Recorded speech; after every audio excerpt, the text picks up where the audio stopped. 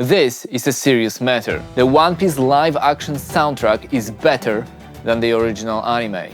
Or is it? To resolve this incredible conflict, we must compare the biggest tracks from the live-action series and put them next to the ones from the original anime. So get ready, because the decision will not be an easy one. As a musician and composer, I always check out the soundtracks from my favorite shows, and Netflix's One Piece was no different. But then I thought to myself, how does it compare to the original?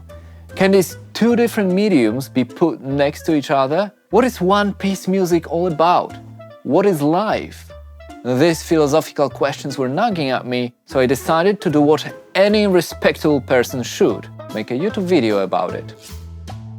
To answer this, we must go in depth with music from anime and the live-action One Piece. Let's start with the anime. The series has been going on for years, so there is no surprise it's got loads of tracks. Per our favorite and most reliable source, Wikipedia, the anime television series currently consists of 43 pieces of theme music, 24 opening and 19 ending themes. Kohei Tanaka and Shiro Hamaguchi serve as the primary composers for One Piece anime soundtracks, contributing to original video animations, TV specials, and most films, with the notable exception of One Piece film Gold, which featured the musical talents of Yuki Hayashi. Additionally, various other artists have collaborated to craft these soundtracks. So what are the songs that you should listen to? I understand that other people would choose different tracks, but it would take hours to list all the songs in the anime, so let's just have a look at a few.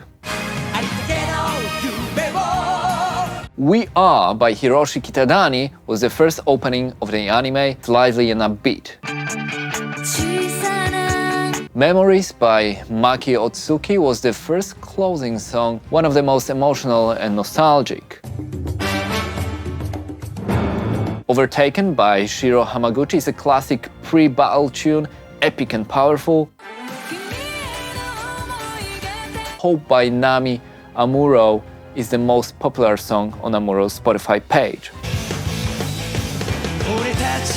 We Go by Hiroshi Kitadani is another catchy and upbeat song that truly captures the essence of One Piece anime. These few examples show the diversity of musical genres used in the original series. They are full of energy, hopeful and upbeat, but simultaneously complement different story arcs. Eiichiro's Oda One Piece went to Netflix on August 31st for its live-action adaptation. With the adaptation came a completely new, reimagined soundtrack. The soundtrack incorporated a total of 79 tracks, all of which were composed by Sonia Belushova and Giona Ostinelli. Sonia Belusova and John Ostinelli. The soundtrack lasts about 4 hours, including two standout songs: My Sails Are Set, performed by Aurora, which is millions of listens on Spotify, and Bang, delivered by Flawless Real Talk.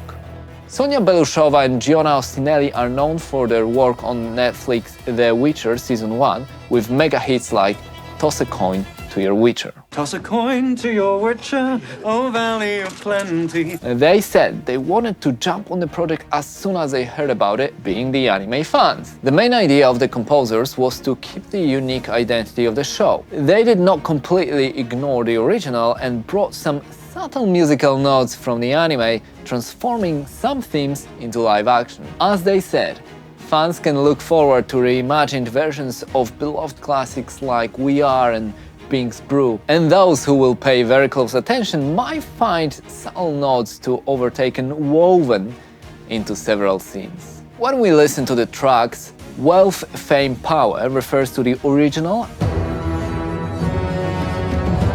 as Wealth, Fame, Power are the first three words mentioned in the opening narration of One Piece anime. My Sails Are Set is the theme of Nami,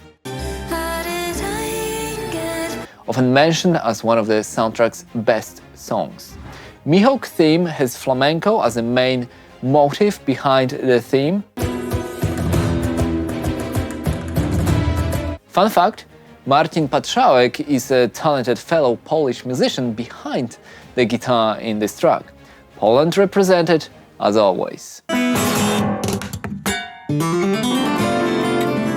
Buggy the Clown is a creepy track that gives out circus vibes, and the choirs reciting chop chop chop chop chop can be heard if you listen closely.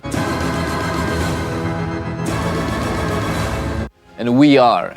As we already know, We Are was the first opening for the anime, and here it was reimagined as live action.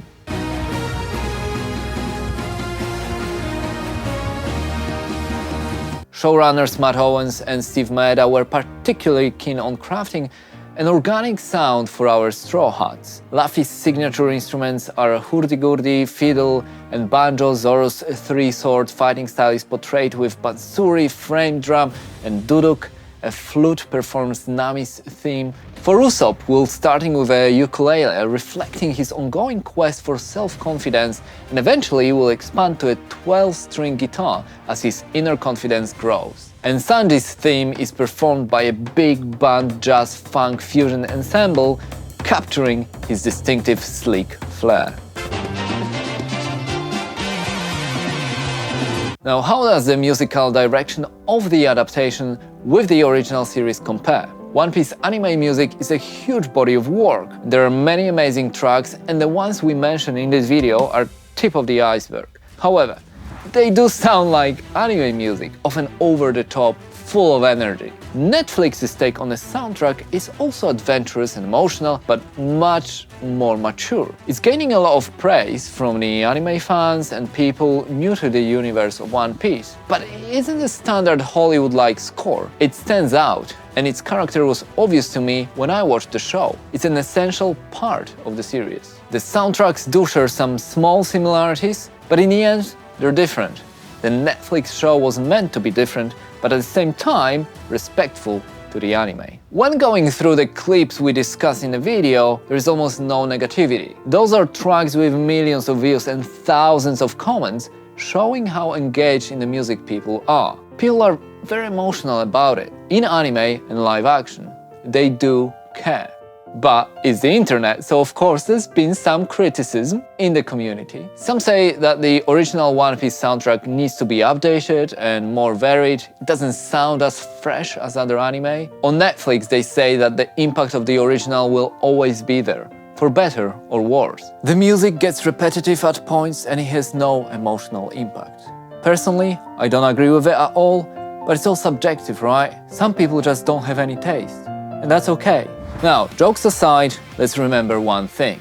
Anime and live action are different mediums with different tones and different soundtracks. The music works great for the medium it was created for, and despite sounding different, it still manages to be very powerful and emotional in both cases, leaving little room for criticism.